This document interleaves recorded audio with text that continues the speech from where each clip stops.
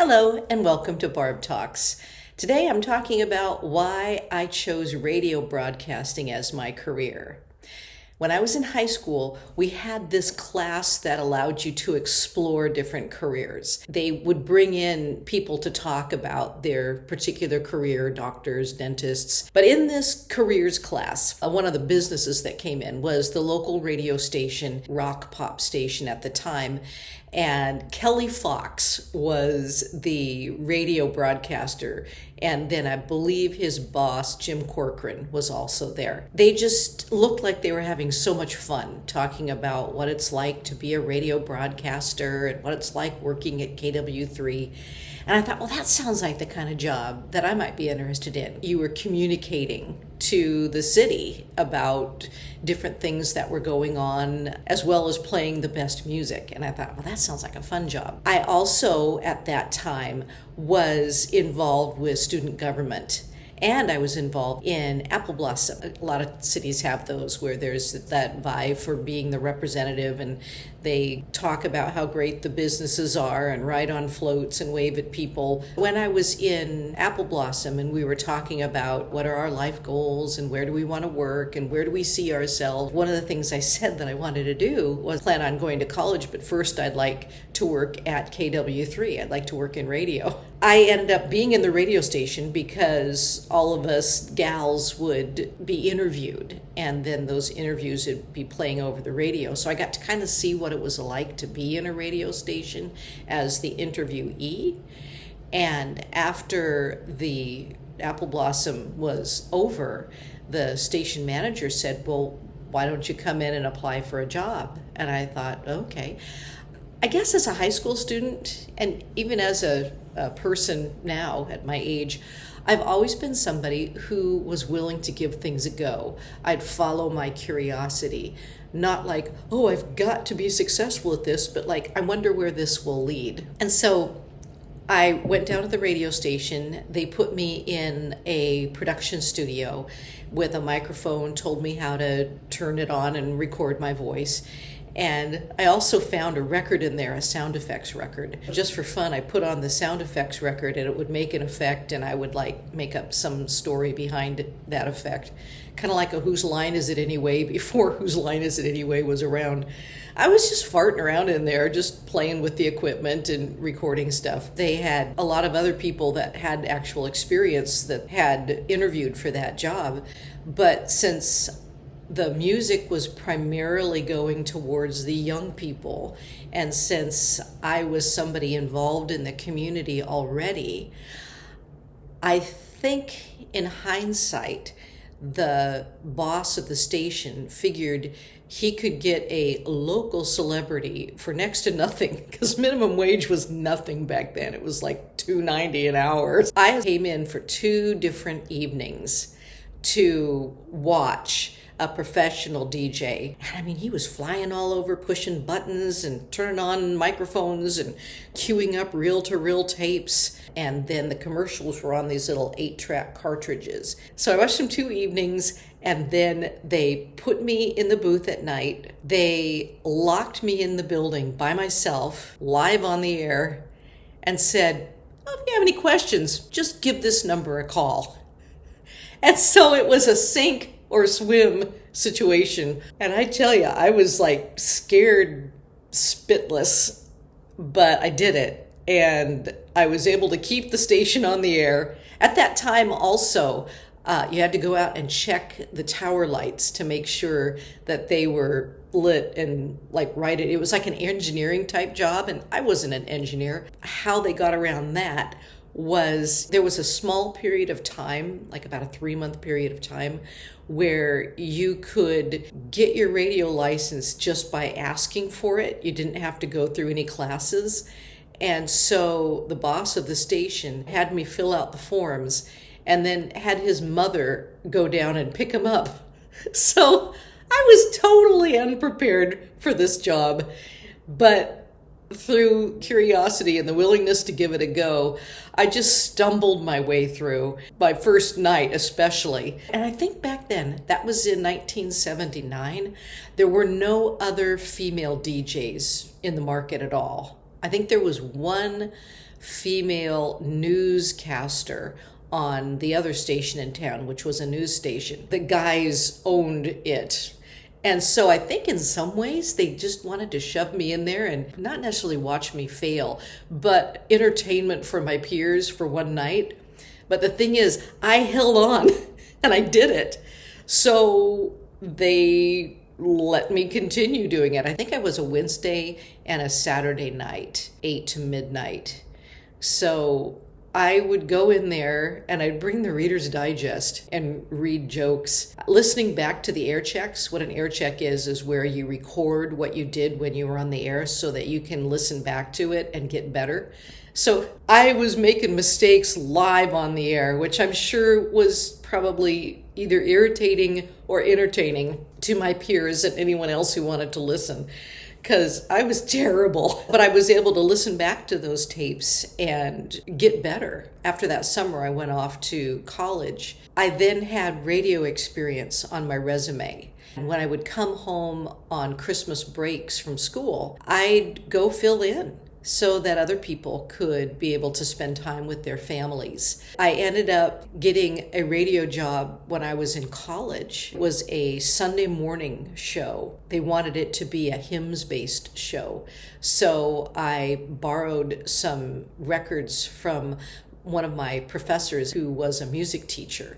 And he just happened to have a bunch of hymns and spiritual songs. And it was a news talk station. But on Sunday, they wanted to have some sort of programming that was religious. And even though I was only 18, 19 years old, from my experience being in public service as a high school student in the student body, I knew, hey, this isn't about me, it's about the audience. So what does the audience want? And I developed this great programming that was, I named it Hymns We Love. It was psalms, hymns, and spiritual songs. I contacted local churches and asked them if you have classes, carnivals, or special speakers, or special music that they wanted to let the community know about. And so I had them send in their information. Between these hymns and songs that I played, I would read these public service announcements. The interesting thing about that is after 2 years being on the air at KSLM doing Hymns We Love on Sundays, it became their #1 rated weekend program. And the reason, I believe, was because I was following principles that I'd learned at leadership camp from before I went into student body leadership as vice president in high school. They had a leadership camp that they sent all the leaders to. And the thing that stuck out most from that camp was the adage, people support that which they help to create, by sending out to these churches saying, send me your public service announcements and I'll say them free on the air around this music. By them sending in, the congregations would listen on Sunday to maybe hear their name mentioned. So people support that which they help to create. In fact, that was something else that on the tests that you take in high school, they're like aptitude tests, I rated really high in political science, but that wasn't explained to me what that meant. And so I thought, I don't want to go into politics. But political science is being able to put pieces together, to see the big picture, to meet needs by asking questions and by utilizing information. I love working behind the scenes, and radio was all about working behind the scenes. Even though what you heard at the end was a voice on the air giving you news, information, entertainment, what went on behind the scenes was choosing the records, thinking about who my audience was, gathering public service information that would feed that audience, having a vocal tone and presentation that would meet the needs of that audience. Obviously, I wasn't going to do the same voice that I used at KW3, the top 40 station, at a Sunday morning hymns show. So it was voice acting. It was seeing the big picture and putting together something that would help the community as well as help the station. I mean, they hired me to do a service. And by the results of being the #1 rated weekend program, so my radio background kept morphing depending on what the needs of the station were, and my curiosity to try to find ways to build the brand, build the product, reach the audience, and make the station itself successful.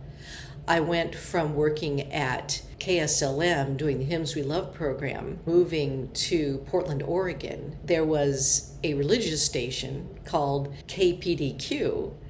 And I thought, hey, I just did religious programming at a news and information station. Maybe I could work my way into a Christian station in Portland. KPDQ had an AM and an FM, and it had religious programming, most of it on tapes, reel-to-reels, preachers. The FM was 24 hours a day. The AM was just a daylight station at that time. I learned how to do the board. They had the music on records, but they had the commercials on these 8-track tapes. That evening summer program turned into fill-in work, turned into an afternoon drive position on the AM, where I was playing music, bringing in traffic reporters, dealing with top of the hour news.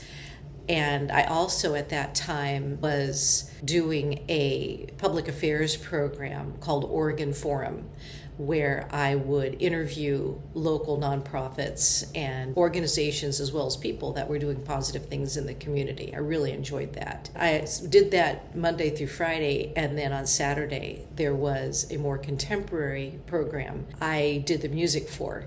And that was really exciting because once again I was able to use the skills that I'd learned previously and look at this new audience. They wanted to focus on younger people, but they needed to get the approval of like the youth leaders, and the youth leaders of course were older people. It was a very interesting road that I needed to problem solve, which I did.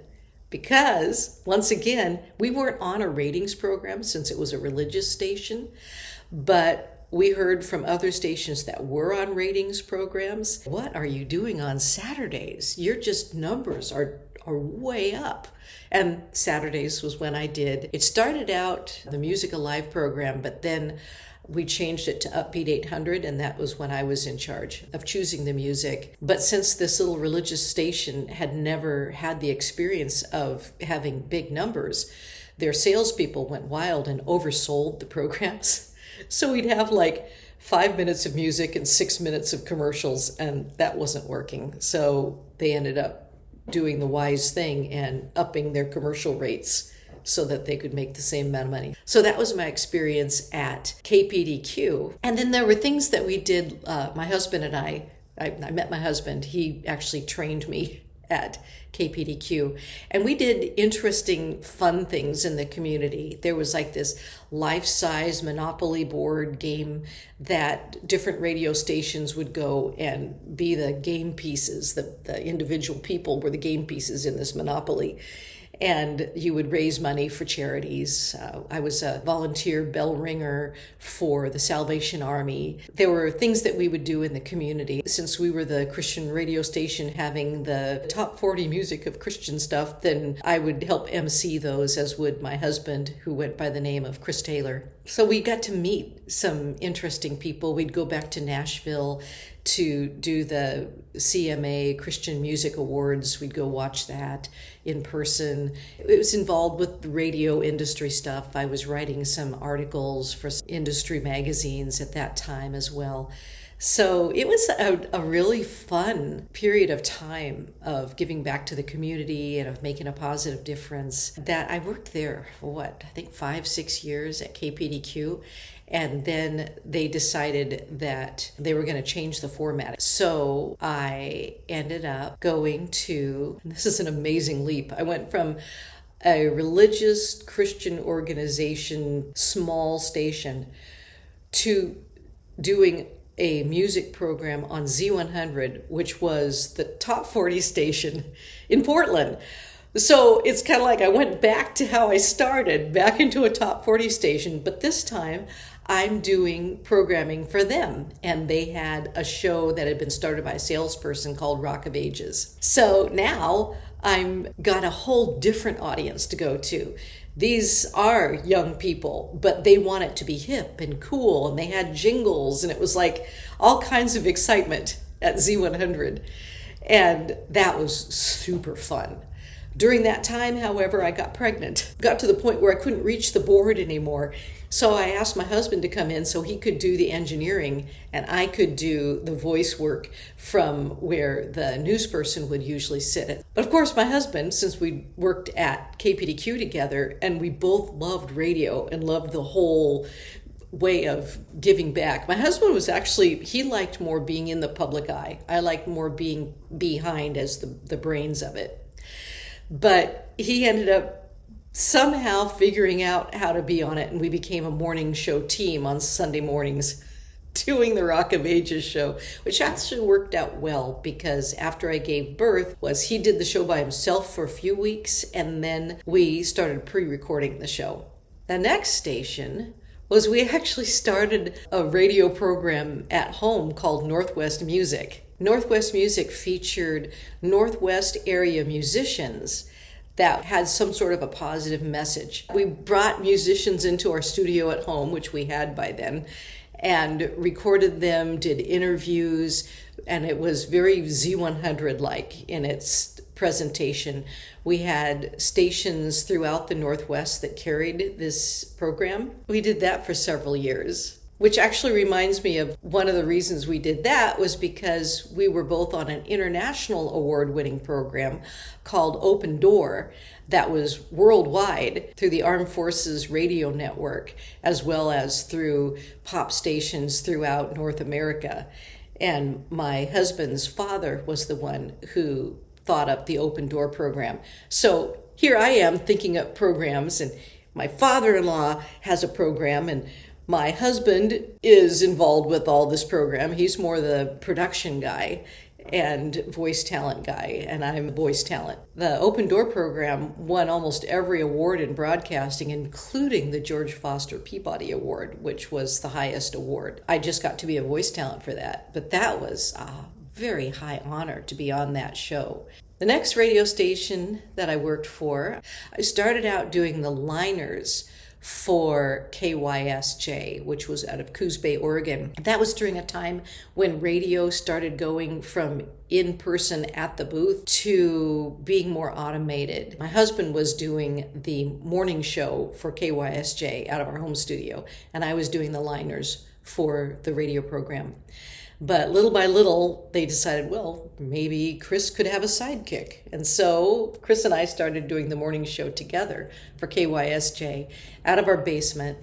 And then I got to do what I enjoy doing, which was finding the behind-the-scenes stuff. I found online links to the Coos Bay Library, the North Bend Library. I read like a book of the week and would talk about that. I'd find out what programming was going on in the library. I'd talk about that for the PSAs. I did Pets of the Week, so I would just go online, find out what their pets were, and I'd talk about it. So I was able to help the community out by sharing what was going on in the community. That was a positive thing. I really enjoyed that. And the funny thing is, KYSJ was my longest radio station. I think I worked there 10 years. It was kind of the end of my radio broadcasting career. After that, for the most part, by then we had a home studio and I was doing voice work for a living. It's just been an interesting ride, being able to start out in radio broadcasting and just be open to where that's going to lead, to find your own particular talents and apply that to your area of interest.